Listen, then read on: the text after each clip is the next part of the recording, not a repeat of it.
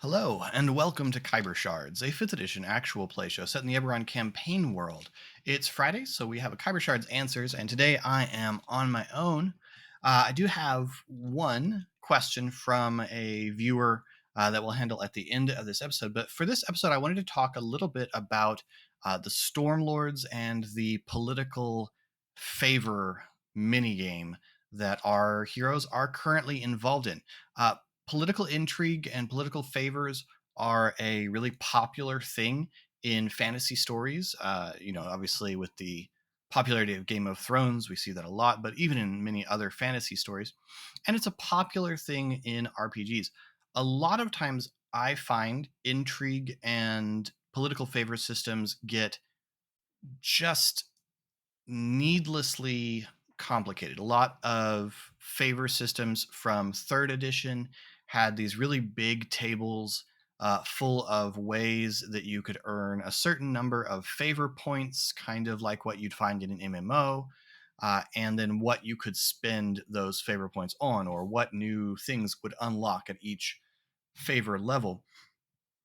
That can be fun, and it can be just, I mean, if that's your game, then go for it. I find that if you are dealing with more than one faction that we're trying to maintain favor with, the paperwork becomes just impossible. And if you start to break it down where individual players are maintaining different levels of favor with different factions, it becomes, I think, pretty unmanageable. So, what I want to talk about today is a really simple system for tracking the same thing that doesn't use anything that's not already essentially baked in to the way that 5th edition designs uh, NPC opinion. So, NPC opinion is basically a sliding scale of how an NPC feels about the player characters. And it ranges from hostile on the one end all the way out to helpful on the other end. I break that spectrum down into 5 stages, from the worst, hostile, to unfriendly, to neutral, to friendly, to helpful. And the goal of any kind of political favor system is going to be trying to get an NPC all the way out to helpful. In other words, the place where they will actually do you a solid, where they will inconvenience themselves for you. A neutral NPC will, in my view, do nothing for the players without recompense. Like, they have the same relationship that a shopkeeper or a mercenary has with the players. The players might be able to hire them, pay them, exchange favors with them, but they're not going to go out of their way for the players. A friendly NPC will put themselves out in non-threatening ways, in ways that don't endanger their interests or their certainly not their lives, unless there's some overriding motivation in which the thing the players are trying to do really, really aligns with their self-interest or something like that. A helpful NPC, on the other hand, will do those things, will put themselves at some risk for the players. Maybe not risk of life and limb. That might be, a level beyond where you have a truly allied NPC. But in general, will go some distance for the player characters. On the other end of things, an unfriendly NPC will go out of their way to inconvenience the players, but again, not in big ways and not in ways that are necessarily going to result in a direct conflict. But certainly, an unfriendly NPC is not going to do any favors for the players and will demand something more outrageous if the players are looking to trade with them. And a hostile NPC, honestly, if you get to hostile, then probably any conversation with a hostile NPC has the potential to end in rolling initiative, maybe even just begin that way. In a lot of cases, I would argue that a hostile NPC, obviously there's context matters here, but in most cases, if I'm running an NPC who's already hostile to the players and they are the kind of NPC who might engage in a fight, then that's their go-to intention, and it's up to the players to prevent that from happening. Obviously, an NPC could be hostile without having the capabilities or inclination to fight, in which case they might deny the NPC, deny the player characters their services. Malcolm is a good example of this in Khyber Shards. Malcolm started out friendly to Thora, and that sort of extended to doing a favor for the player characters. But through a combination of things the player characters had no control over, and poor isn't the wrong word, but some of the decisions that the players made, and some of the decisions or the characters made, and some of the decisions that the characters made while under the influence of other things, Malcolm moved down the road to unfriendly to hostile. Now, Malcolm's not the kind who's going to start a fight if he doesn't need to, but he's certainly not providing the player characters with his services anymore. And when we have the Malcolm reemerge during the Jonas Wilkes thing, it's only the outrageous payment that is offered to Malcolm that incentivizes him to do this, and the fact that it doesn't directly involve the player characters being on his ship. Malcolm's still a businessman. So that's kind of this sliding scale. And for our purposes right now in the campaign, where we have the Stormlords, what the player characters are trying to do is move the Stormlords as far up that scale as they can, ideally all the way to helpful, but maybe to friendly, and then we pile on some extra stuff. So that's kind of built in. The other important thing that's built into 5th edition that we need if we're going to run a intrigue or a political game is we need to identify bonds, flaws, and ideals. Now, you'll notice these on your character sheet, and probably many of us, especially if we're playing a character short term, don't fill them out. Certainly, as a GM, I almost never fill them out for NPCs. But if we're running a political or intrigue game, then we really do need to fill those out. Ideals are basic value statements of what this person feels is important as their worldview. Bonds are ways in which they are obligated. It could be that they're part of an organization that they have a duty to, could be that they're a political leader and they feel a sense of duty to their constituency. It could be to family. It could be to just a personal sense of honor, or any number of things like that. A bond is something that motivates the actions of the player, of the character, that isn't necessarily an intrinsic piece of their worldview. And then flaws, of course, are what they sound like. They are things that complicate the character's life. If we're going to run political intrigue games, then the major NPCs, and really most of the NPCs, need these things written out. You can think of these things as kind of part of their social stat block. You need to fill these things out, at least in broad strokes. It doesn't need to be an essay on each thing, but at least in broad strokes, we need this information. The reason we need this information is it's how the players are potentially going to figure out how to move this NPC up the scale towards friendly or helpful. Now, in addition to those things, we want to generate needs and wants. What are the things that this character is currently actively in need of? What do they lack in order to achieve their desires, their goals? And what do they simply want right now? And are those needs and wants overt or covert? Are they well known and out in the open, or are they something secret, something played close to the chest?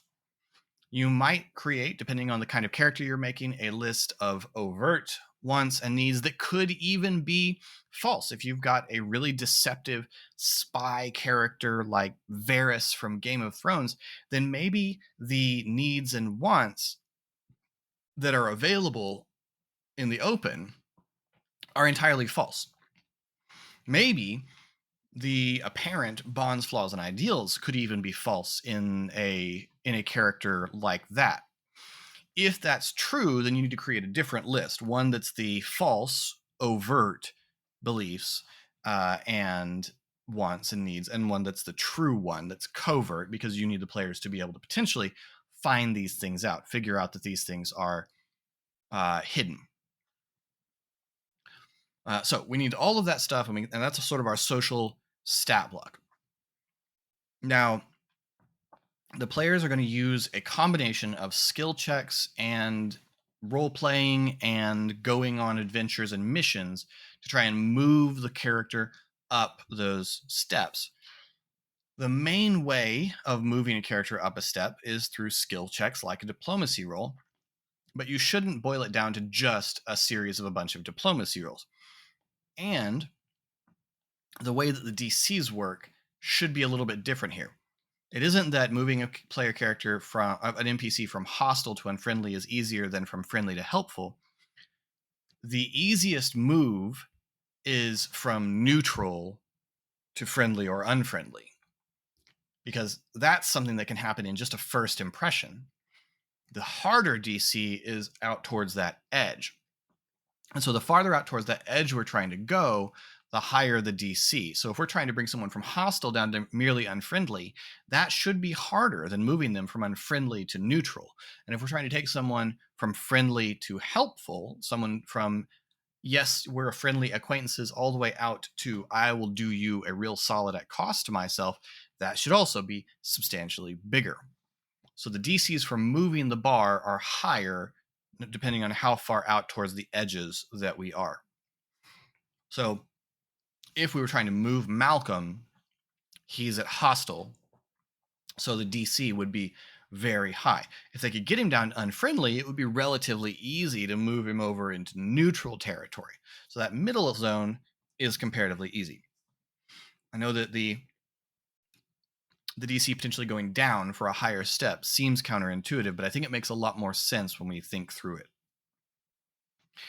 All right, so that's some of sort of the basics, and I'm not going to tell you what the DCs should be because it really depends on your game, on the tier you're playing at right now, on the importance of the NPCs involved, and on the importance of your player characters in the world. I would argue that you would want to base your DCs not necessarily off of the exact power of the NPC, but rather off of the gap in power between your player characters and the NPC.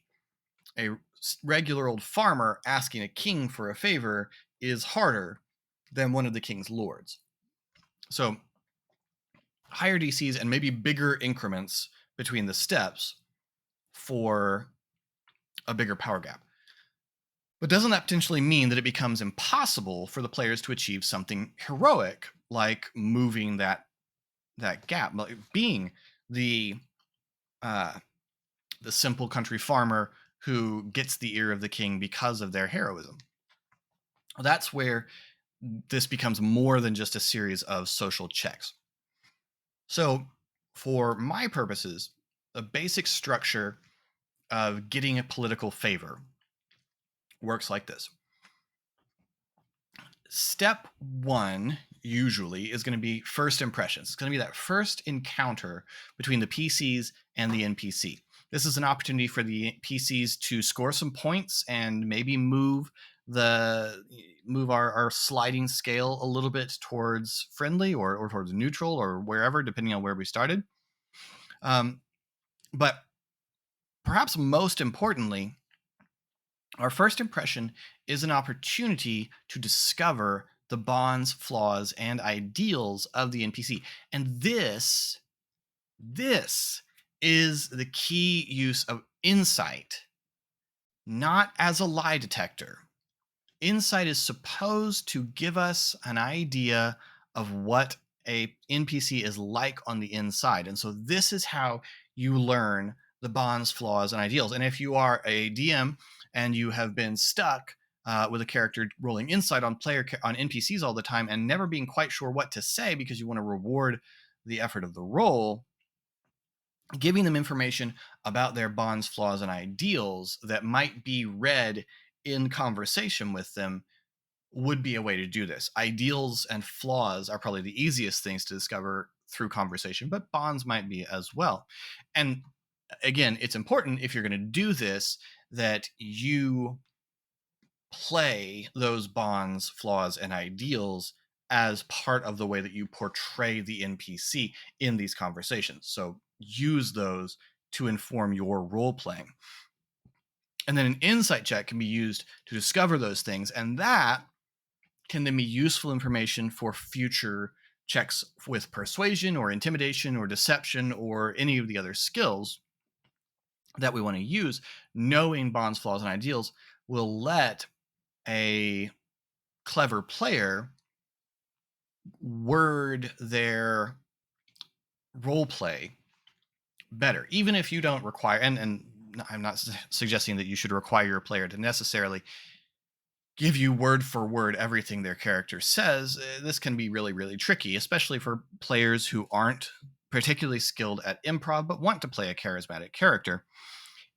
But if they give you the gist and they say, and I want to try and work in this, Eric did this really well with Paula Amar. And Eric knew, and being an informed character, Ari knew that Paula had a grudge against Amanatu before she brought it up.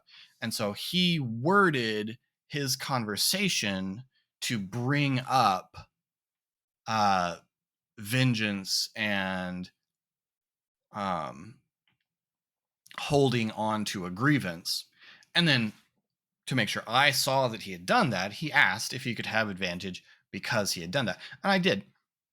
Now, giving him someone advantage is a perfectly good way to represent that, but you could also represent it by, because you played to their bonds, flaws, and ideals, now the increment that you need to reach between neutral and friendly, or between friendly and helpful, shrinks because your role play incorporated their bonds, flaws, and ideals. Or you get advantage on the roll, which players always like, or the DC just drops, or any number of things.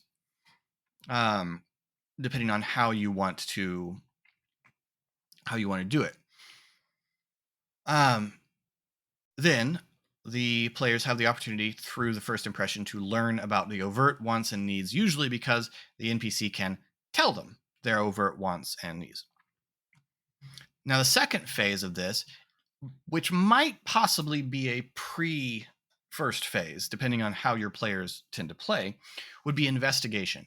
After meeting the NPC, the players could go out and try to learn more about the NPC, or the players could do this ahead of time so that they can go in armed with information that they can already use. Either way works perfectly well, just depends on the kinds of characters that you have, the kinds of players that you have. Investigation is an opportunity also, again, to learn the overt wants and needs, but it could also be an opportunity to start learning covert wants and needs or other secrets. It could also be an opportunity to learn the angle or agenda of the NPC that they're trying to work with, which will open up other opportunities as you move forward in this.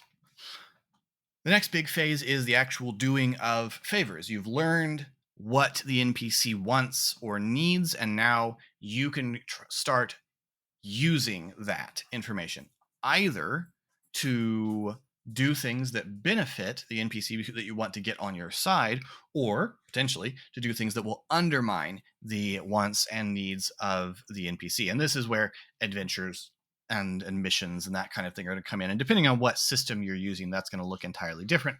Obviously, the main way it's going to look in 5th edition is going out on adventures. Again, our previous episode introduced this with the Kuryeva job, and we see the players carrying that out at this very moment.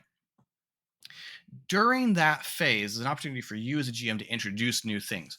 For example, you could show a twist. There could be a twist that the PCs will learn something about the NPC in the course of doing the adventure that could change their view on that NPC. That doesn't have to be something in the that works against their desire to earn the favor of that NPC, or that's not in their own interests. But it could be a new piece of information. For example, it was brought to the PC's attention in Khyber Shards that Yorick Aminatou killed Paolo Omarin's grandfather. But if I hadn't introduced that, then it could become something they learn in the course of doing a favor for Paolo Omarin that would perhaps change their perception of why she does what she does. And maybe that's changes the perception in a way that makes them not want to ally with her anymore. Maybe it changes their perception in a way that makes her more sympathetic. Could be a number of things. But it's great to be able to learn something new about the NPC that they're trying to get a favor from while they're out doing favors for that NPC or working to undermine that NPC. So this is just an opportunity for you as a GM to introduce a little bit of flavor and complication. It could also be that while they're out, they discover something. The twist could be they discover the truth about the angle that the NPC is working. Remember, if you're playing political intrigue, then nobody's in this just for altruistic reasons. Everybody's got some sort of agenda they're trying to achieve. And so the PCs could suddenly learn something about what the NPC, how the NPC hopes to use them to benefit the NPC. Again, this doesn't have to be contrary to what the PCs are trying to achieve.